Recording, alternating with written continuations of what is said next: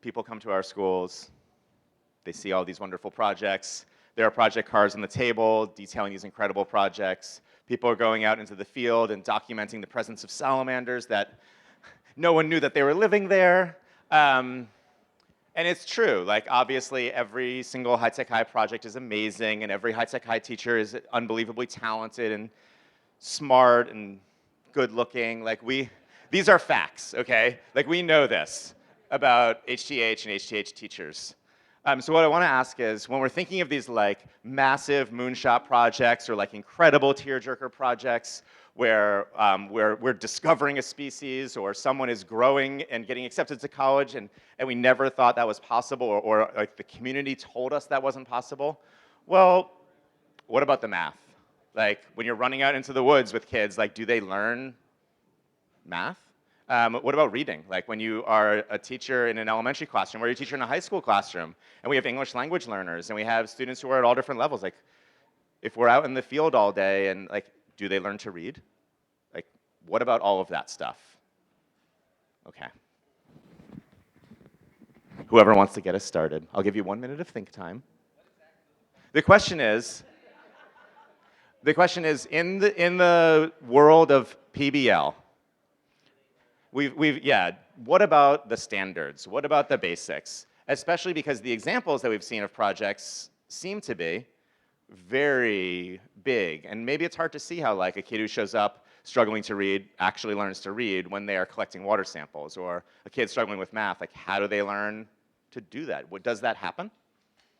Okay. Hi, my name's Malay Sato. I teach 12th grade math over at High Tech High Media Arts. I've taught 9th through 12th, just for some perspective. I'm going to start with a general kind of answer to that question and then speak to a specific project. In general, I feel like projects drive the need to know something, the need to learn something. If you have a really good question, following that in order to answer that question becomes, ooh, I'm going to need to know how to find the maximum or minimum of some function that describes a system. Or I've got multiple equations. I'm going to need to find where they intersect because that is going to be really important. Maybe at the beginning of the project, they don't know that they're going to need to know about systems of equations, but they somehow find a place where they reach, where they're like, Mele, we have these different things, and we want to know where they meet. And I'm like, okay, that's called this, or I can help you find that. Let's learn this. And then they figure out, oh, we can talk about systems of equations, and we take a step back and we do some substitution and matrices and blah, blah, blah, blah, blah. So you hit those kind of standards through that. Yeah. Hello, my name is John. I teach environmental science. And environmental science might be a class where people think that students don't read literature. And what I wanted to focus on one thing that Randy said. He said students that struggle to read. What I find is that it's more students that struggle to love reading. And that within schools, what we've really done is kind of extinguished a love of just picking up a book and reading it for the sake of reading it. And things that kind of kill a love of reading is lack of choice of what they're going to read. And then the follow-up of what happens after you read something. And so typically it's, we're going to read this because you're in 9th grade and that's what 9th graders read. And then after we read it, I'm going to make you prove to me that you read it by making you fill out basically a 5-page paper that proves to me that you read this. And so I think that any of us would struggle to love reading if that were kind of the experience within reading. And so I want to encourage us, everybody should read in all of our classes for the sake that reading is wonderful, and try to reignite that if it has been kind of squashed in children. And then also kind of thinking about how you're supporting that, what kind of choice is available within the reading. I'm Mari Jones, and I teach 5th grade at High Tech Elementary Explorer. In terms of reading, so oftentimes, at least in the elementary projects that I've been a part of, we usually integrate literacy into the project. And so how we do that is, so let's say, so currently my class is involved in a project called The Myths and Realities of the American Dream. We're looking at American history from colonization to present day, and examining the role of the American dream in shaping that history. We have read so many historical texts, first-person narratives, we've read historical fiction, and as a teacher who's designing that curriculum for my students, especially with the littles where there's a, and probably in the bigger, older kids too, you have this big gap. And so one of the most important things is really taking time to look at the sources that students have access to and differentiating those sources.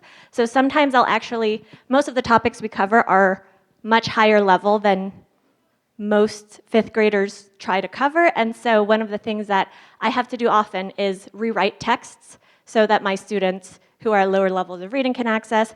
The other thing about thinking about text is not just about text that's for reading, but you can also think of audio text, video text, and things like that in terms of projects, and that the mix of those is really, really helpful for students who have different modality strengths. And so that's one of the things that I consider when I'm planning a project. I guess it's my turn. My name's Don Mackay. I teach engineering currently to 12th graders at International.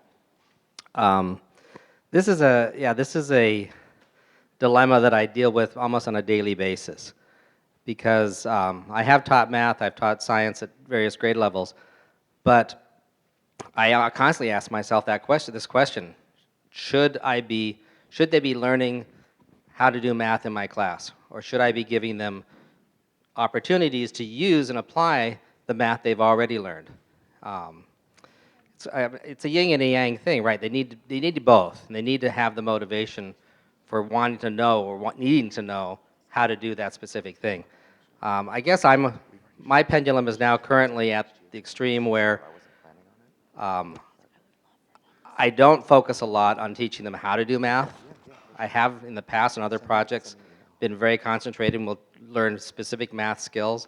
But right now, every kid is applying a role in this project. We're doing a virtual reality project, and they're actually designing artifacts to be put into a virtual model of the Presidio, one of the original Spanish structures here in California, that will be used for fourth graders in their study of California history. So they're all building objects, but some people are actually writing, they're documenting our process, they're posting on websites what we're doing, describing the various stakeholders in this project. So there's a lot of writing going on. Once a week we have a Socratic seminar where we discuss some readings on physics. So they're reading complex texts and then discussing it as a group. I really do try to give my students lots of opportunities to read, but I couldn't go through my class and say, yes, we are all doing these and this and this and this skill. Some students are going to be doing those things. They'll be diving deep in those areas, but that may be totally different. Their experience in my class is totally different than someone who's sitting right next to them, but working on a different aspect of the project. And that's, I think, where the choice comes in, too, that they're choosing to do what they're most interested in. They will dive deep, and what I really try to do in my class is teach them how to learn. Because believe me, when it comes to a project like this, the scope is so broad, I can't be their sole source of information and content. In fact, my goal is by halfway through the project, if they haven't passed my level of expertise in what they're doing, then I failed, and they failed. They've got to be past me. They have to realize after half the semester, you can't go to Dr. Don anymore. He doesn't know that answer. Go over to this person. They're the ones that figured that out. And then I know my project's worked. Yeah, sure. I was just going to acknowledge as a school administrator that I completely agreed with more depth and less coverage. And as somebody had mentioned earlier, that's within the Common Core now. So we see that very explicitly that we can be much more skill driven, and our roles as teachers. Now that Google's there, it's not about us being these fountains of knowledge, rather in helping students understand how to access knowledge and then what to do with it to build their skills in those areas. Let's go right over here to San Luis Obispo. Question, just to get your 2 cents on this. If you as a staff had approximately only 2 hours per month for all of you to meet together, how would you envision best utilizing that 2 hours to do all of these. I mean, we're doing defenses of learning. We have an advisory for social, emotional, and character education at the high school level. We're doing exhibitions of learning every year and in every subject. So we're trying to do all of these things. How would you best utilize 2 hours a month as a whole staff? That's an awesome question. How many people relate to that question in some way? All right. I think the biggest struggle is making meeting time feel relevant to everybody. And so I think the best thing to do in order to make it feel relevant to everybody is provide options within meeting space. So if you have 2 hours, I mean, if you really look at that, if you created 5 options, that's actually 10 hours of meeting time that could be that much more relevant. And I think that there's a bit of pre-gaming to that. So it's looking at, if you're going to be part of this group, we're going to be looking at project tuning protocols. And so bring a project. If you're in this group, we're going to be looking at dilemma protocols. So bring a dilemma. And that there's choice of your teachers and they can kind of fit into the groups where it feels most relevant. And then I think you're going to have the most kind of connection. It's going to feel most useful. I just want to appreciate that because it's something that maybe we don't really have to struggle with a lot. We have a lot of time, not really built into the day, but we meet every single morning before school as a staff. And so that's a tough thing. But I really appreciate what he said about just being thoughtful about what it is that people are doing, because nobody, I mean, we're all educators and nobody in here wants to just sit at another meeting for the sake of meeting. So I think whatever it is that you guys are thinking about doing as a staff, whatever that collective piece that you're going to be working on, whether it's exhibitions, whether it's presenting student work to parents, whatever that piece is, I would do that really, really strongly and dedicate some time to doing that. I found that over the years, like we try to do too much sometimes. We're going to do this, and we're going to do really good at this, and we're going to improve on this, and and then we kind of lose track of, you know, the main focus of the thing that we're supposed to be doing originally. So I guess that would be my only push, is like figure out what it is that you guys really value as a staff that you want to see from your students, and figure out how to do that collectively. School starts at 8:50 and we have to be there at 7:45. So, I mean, 50 minutes, yeah. But it's, you know, every day has a purpose. So one day is a staff meeting, and one day we're doing improvement groups, and one day we're doing, you know, meeting with our teaching teams, and one day, so everything's got, you know, meaning behind it.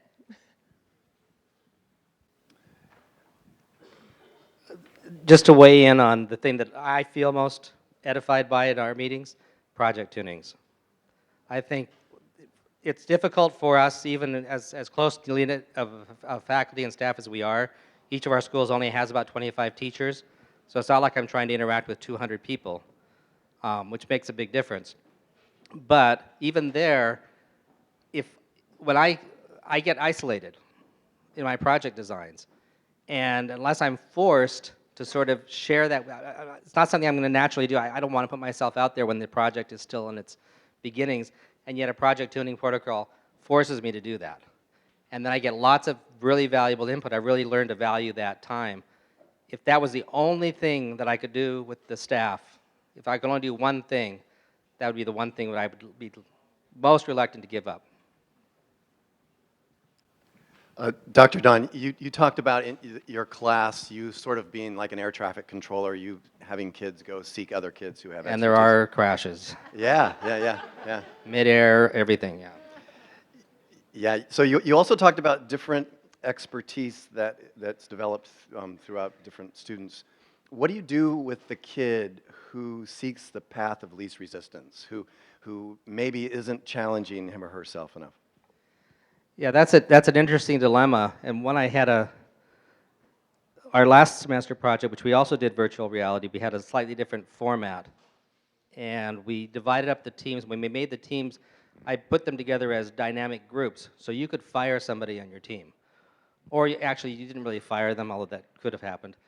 You really only hired them for as long as you needed that expertise. And so everybody became a specialist in one of the roles, and they hired themselves out. So basically, if you weren't good at what you did, you didn't get hired.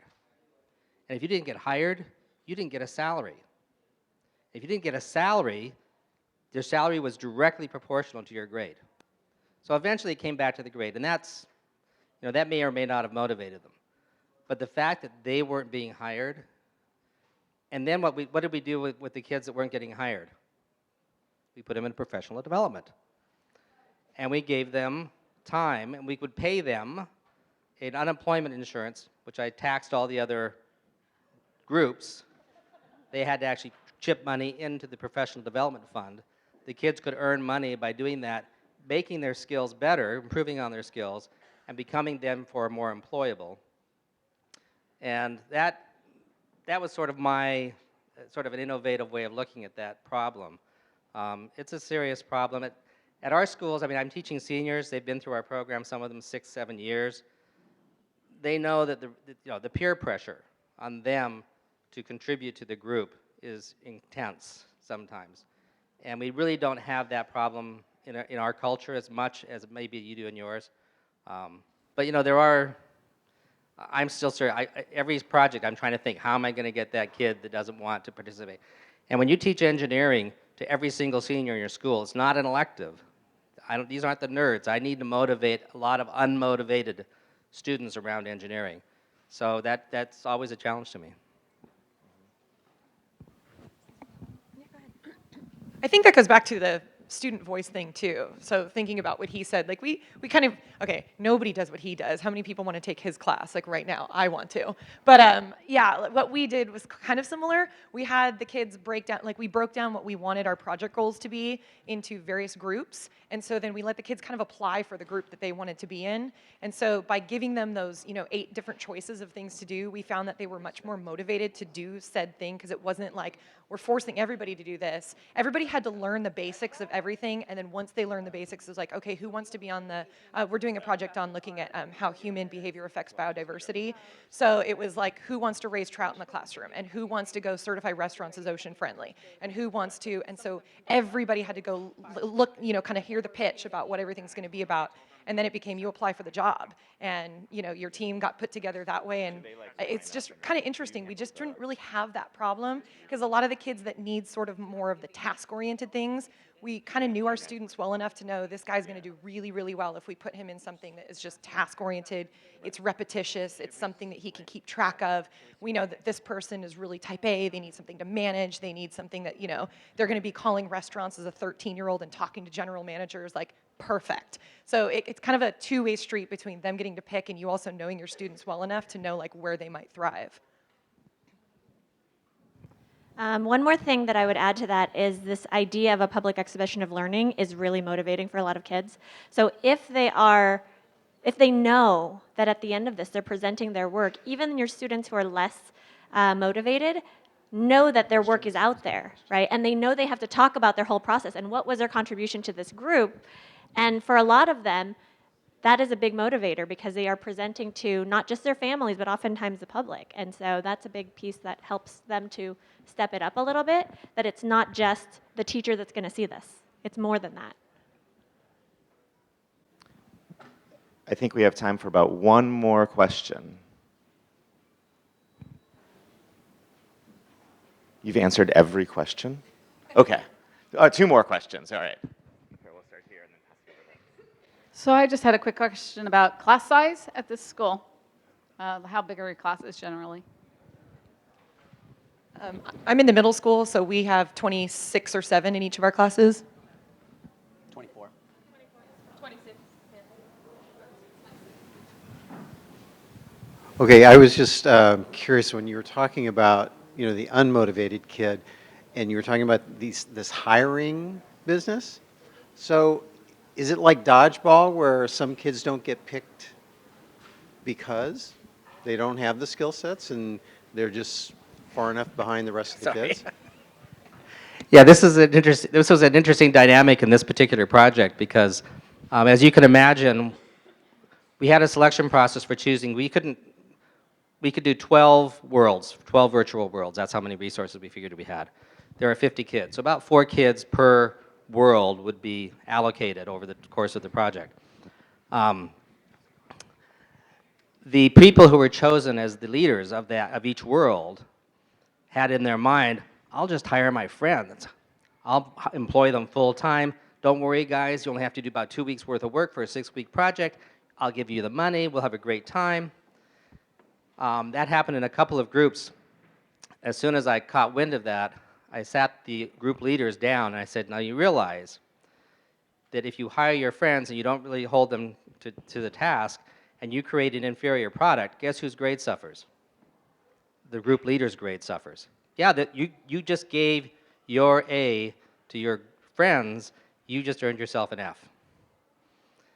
Immediately, we had renegotiation of their employment contracts. They all of a sudden, other people were starting to get included. It became a meritocracy at that point. So yeah, those kinds of things happen, and you have to roll with the punches.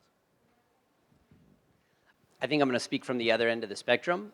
So it's this idea of using the words unmotivated, and I think of it as kind of barriers between the student and engagement. And I think that talking about creating roles that are incentivized by points in hiring and firing ultimately is a way to motivate. I think that that's a bit extrinsic. And I think that I prefer to see it as engagement, and these students have these barriers that keep them from engaging. I really haven't met too many students actually I haven't met any students that don't want to do well. And there's these things that keep them from engaging, and that might be that they don't feel like the work is unusual to them, and they might not see the relevance of it. They might feel that they attend a school but don't belong at the school. And I think of it like that in terms of barriers, and that's why the class sizes should be small, so that you know students well and can identify if they have those types of barriers, and that you can work with that with a team of teachers that care about a kid. I don't think that we all solve all these things as individuals. We kind of solve it as teams of people that care about kids for years and years and years and years and years, and that ultimately that's what we're chipping away at. And that there are immediate solutions to that, which is kind of engagement and involvement and within the moment of a project, but then there's this longer running thing of acting as people that remove barriers and maintain that with students. Do I have a protocol on a particular kid? Oh, dilemma protocol? We do it kind of with teachers, and it's dilemma or a problem, this thing we're experiencing in our class, so it could very much, yeah, so what have you tried kind of thing, and then we all get together with groups of teachers to talk about those types of things. How do you deal with the attendance issues? A class of 40, you have 10 people that are missing in a given week, and they miss. How do you handle that? Or sometimes kids that are missing 5 to 10 days. How do you handle absences? You don't have kids miss that many. Yeah.